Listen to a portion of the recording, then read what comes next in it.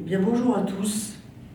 Aujourd'hui, 25 août 2025, je suis à Langogne. Alors, Langogne, c'est au nord de la Lozère, donc du département de la Lozère. C'est le premier centre téléphonique. Bon, la Lozère compte peu de centres téléphoniques, peut-être 4 ou 5, bon, à voir. Et donc, je suis enfin en Lozère et j'attaque la Lozère. Alors, je devais le commencer l'année dernière. Et puis bon, après, vous savez, bon, voilà, on fait ci, on fait ça, puis à la fin, bon, j'ai pas pu attaquer la Lozère. Donc j'essaye de réparer cette année. Alors je ne sais pas si je pourrais tout faire. Alors c'est pas à cause du nombre de centres, c'est à cause de l'accessibilité.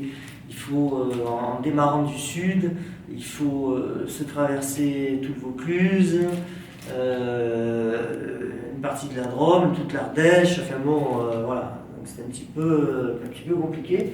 Enfin bon, c'est très sympa d'ailleurs de venir ici. J'ai trouvé un centre sympa. Bon, j'ai pas pu visiter malheureusement l'infrarépartiteur, qui doit être ou au rez-de-chaussée ou dans un sous-sol, parce qu'il y a une partie du bâtiment dont l'accès n'est pas normalisé au niveau des clés. Bon, donc on laisse tomber, mais bon, le principal est fait. Et donc ce petit centre, c'est un véritable centre téléphonique lorsqu'il a été créé. Il fut mis en service en automatique le 11 septembre 1975. Et d'après les indications que j'ai, donc il y a eu un autocommutateur CP100 qui a fonctionné jusqu'en septembre 83. Ce sont les dates que j'ai. Voilà. Et il a été remplacé par un autocommutateur E10N1, donc Langogne E10, la console, le PGV, donc le pupitre général de visualisation en témoigne d'ailleurs. Il est resté intact, celui-ci n'a pas été abîmé du tout.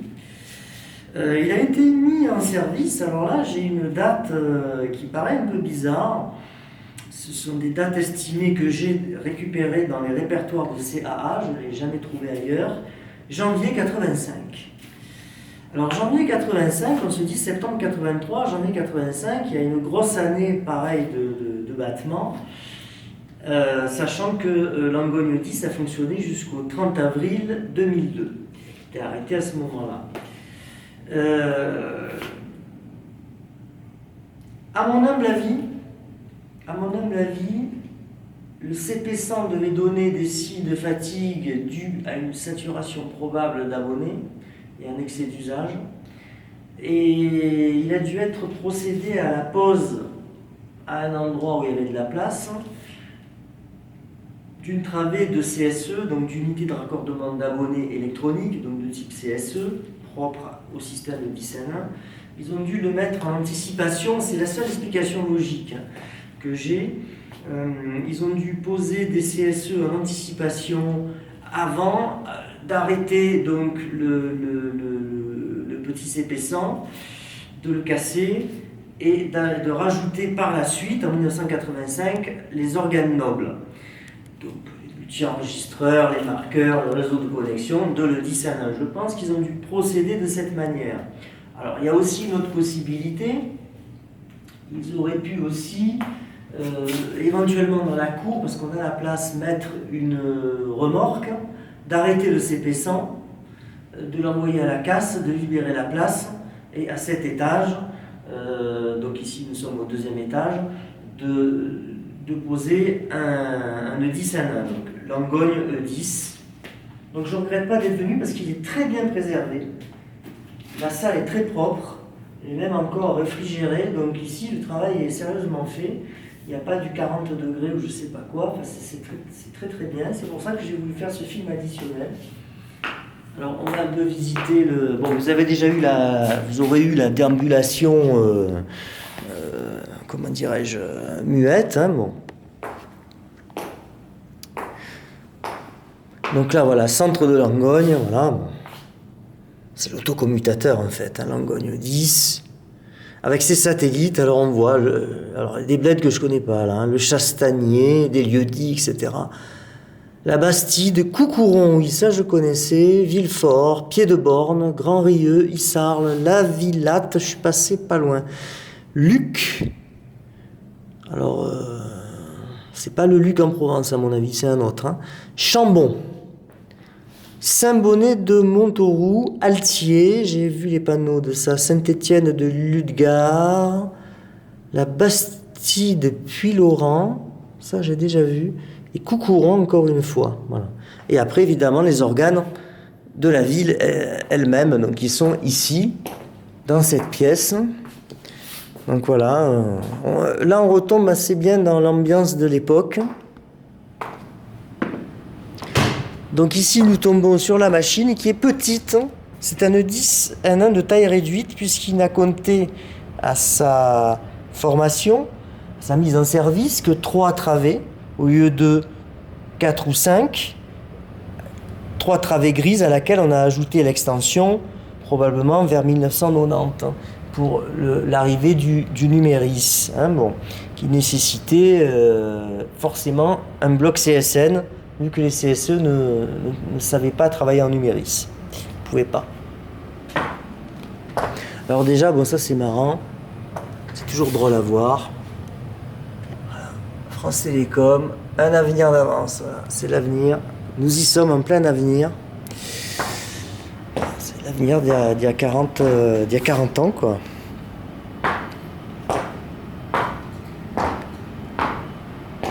Dans cette armoire, avec quelques papiers, j'ai trié dans l'autre armoire aussi, je ne vous ai pas montré.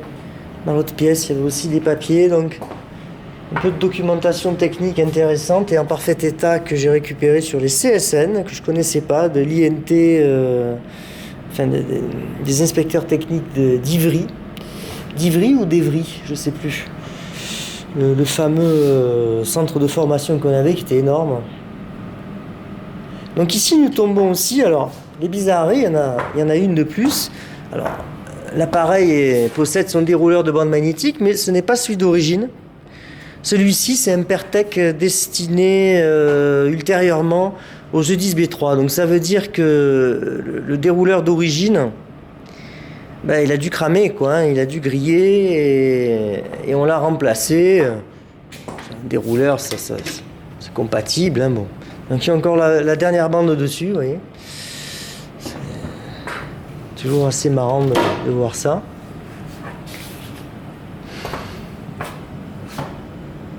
Je regarde. Hein.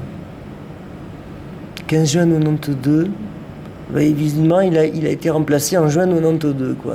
Dérouleur, voilà, c'est ça. Il a été kit d'adaptation parce que, bon, il y avoir une avarie irréparable. Réputé irréparable, plus de pièces, etc. Et donc voilà, ça a été remplacé. Bon. Alors il y a une autre bizarrerie qui n'a rien à voir, disons, directement avec l'autocommutateur, qui est à l'arrêt, je vous le rappelle, hein, depuis 2002. C'est un faisceau hertzien.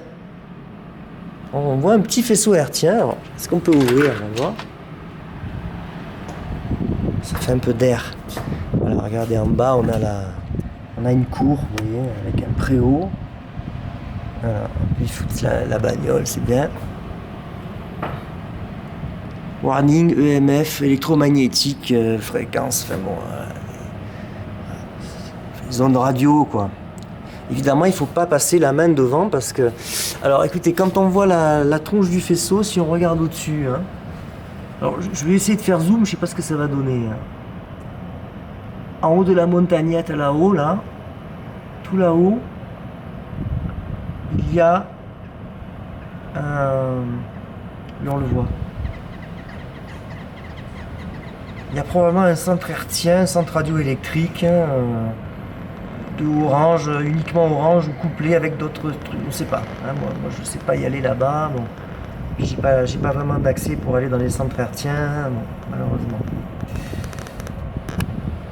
Voilà, donc là il y a un petit faisceau hertzien qui est là. Toujours sympa, quoi, de voir des bizarreries. Et vraiment, la machine est bien préservée. Donc, elle ne compte que 3 travées. À droite, donc toujours le dispositif de sauvegarde des fichiers, donc le dérouleur. Puis, les 2 blocs traducteurs, donc toujours dédoublés par sécurité s'il y en a un qui tombe en panne. Bon, là, par contre, les cartes, ils les ont enlevées, par contre. Hein. Tandis qu'à Brignoles, ils avaient laissé. Là, il y a... Alors, le réseau de connexion n'est que sur 2 B. D'habitude, c'est 3 et même souvent 4. Donc là, vraiment, on peut voir que c'est un petit. Hein. Voilà. Réseau de connexion. Donc, il reste encore certaines cartes. D'autres ont été enlevées. Alors, les marqueurs, ça a été vidé. Voilà. 2 B de marqueurs, pardon, plus l'organe de contrôle. Bon, là, c'est vrai que ça a été vidé. Bon, il n'y a plus rien. Bon, après, c'est les équipements auxiliaires, tout ça. Bon. Alors, 2 blocs seulement de multi-enregistreurs. Donc, vraiment, il est réduit à sa plus simple expression. C'est-à-dire, chaque bloc d'organe doit être dédoublé au minimum. Donc là, vraiment, c'est la machine publique la plus petite qu'on puisse créer, à mon avis, avec les 2 blocs de taxeurs. Mais ça, c'est toujours 2. Hein, bon. Là, vous avez comme dans les stores à l'âme, là, comme si on était en 82. C'est comme dans les banques, là, il y a 40-45 ans, c'est marrant. Ça me rappelle De Casseville, d'ailleurs. De Casseville 2, pareil. De Casseville, il était superbe, il était plus gros aussi. Et là, c'est très propre, la salle est propre. Alors, vous avez encore les CSE qui sont en fonctionnement.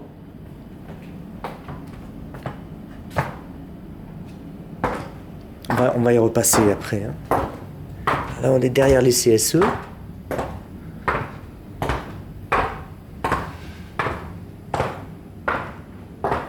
Alors ici, on va aller voir, mais c'est plus très très beau. Hein. C'était la climatisation. Alors en théorie, la climatisation n'était pas obligatoire dans les systèmes E10, E10N3, E10N1, E10B3. Mais si vous voulez, par sécurité, si en plus les bâtiments ne sont pas bien isolés, etc., quand les machines sont en route, il y a de gros dégagements de chaleur. Donc, en général, il y avait toujours un système il y en a 2 d'ailleurs, hein, 2 unités de conditionnement d'air, de refroidissement. Bon, elles sont à l'arrêt depuis, probablement depuis l'année 2002. Hein. Bon, elles sont restées là, voilà. Bon, elles attendent leur envoi à la casse un jour. Enfin, bon, comme je l'ai dit, vous savez, en 2030, tout sera... là, ça va s'accélérer. Donc, si vous voulez, bon, moi, je ne sais pas combien de centres téléphoniques je pourrais encore faire. Hein, je n'en sais rien. Ça dépend de tellement de données. Certaines données sont à ma main, d'autres à la main de ma hiérarchie, d'autres entre les mains d'autres gens. Après, vous avez des gens bien, des gens fort peu recommandables. Bon. Donc, si vous voulez, bon, moi, j'essaye de continuer au maximum. Bon, je suis venu ici. Voilà, j'aurais pu au moins faire Langogne, ramasser quelques documents pour les archives.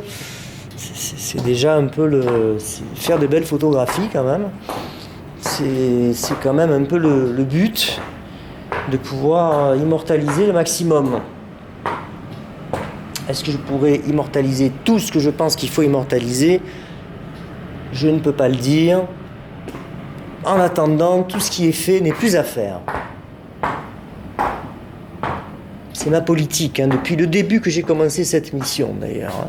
Bon, là on est devant la 3e travée, donc de CSE. Voilà, concentrateurs spatiaux électroniques.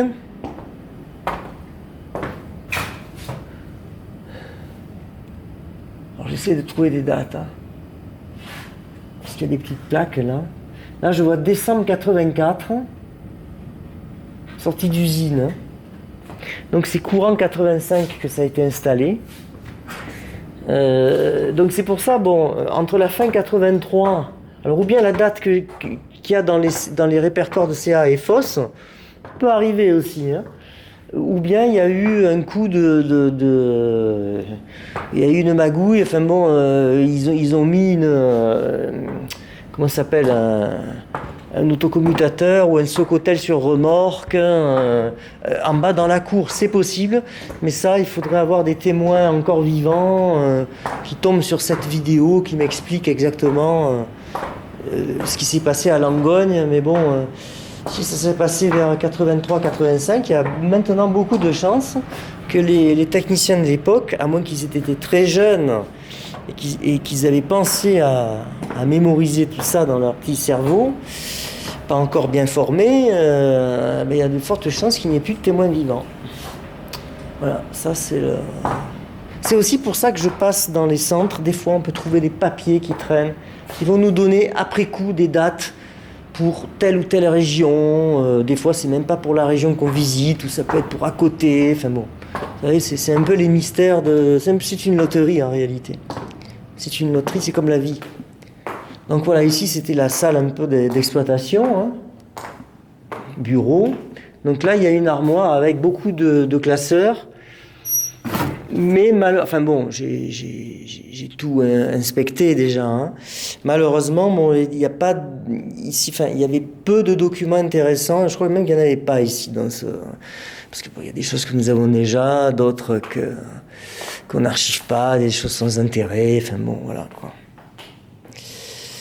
Voilà, on fait. Vous savez qu'on peut pas tout sauver. Voilà, quand je vois la numérotation 10 chiffres, tout ça, ça a été sauvé déjà. J'ai eu la chance de trouver tous ces documents il y a plusieurs années déjà.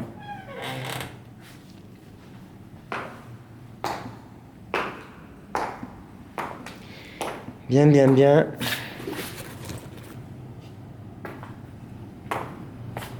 Après, là-bas, il y a une pièce vide. Bon, c'est des trucs, il n'y a plus rien du tout, quoi. Mais bon, là, c'est quand même une pièce bien conservée, propre. Une bonne ambiance, je me sens reposé ici, pas du tout oppressé.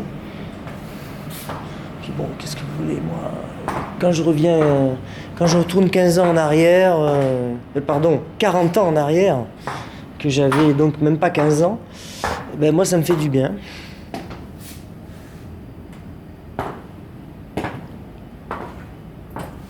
Là, on voit les câblages arrière, là, les pré-câblages, wrappés à la main par les installateurs. Ouais. Les traducteurs.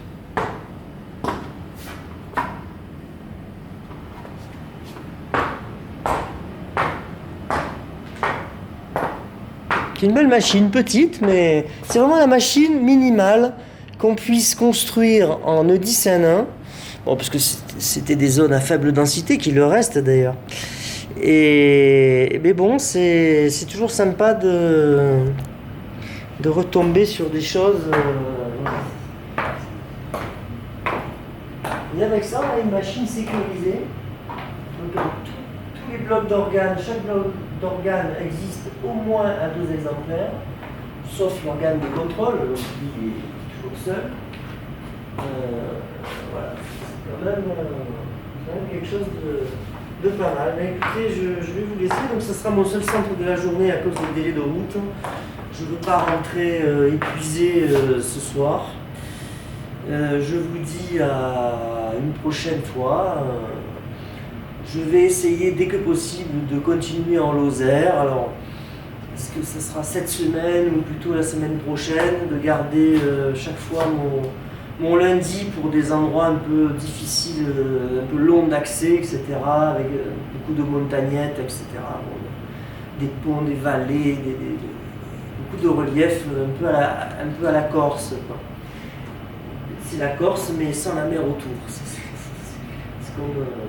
comme me disait par rapport à l'Ardèche. L'Ardèche, c'est la Corse sans la mer autour, et c'est tout à fait vrai. Et comme on doit se taper toute la traversée de l'Ardèche, mais c'est intéressant, c'est un coin sympa. Je vais tâcher d'y revenir dès que possible, et puis vous savez, si Dieu le veut, c'est pas nous qui décidons.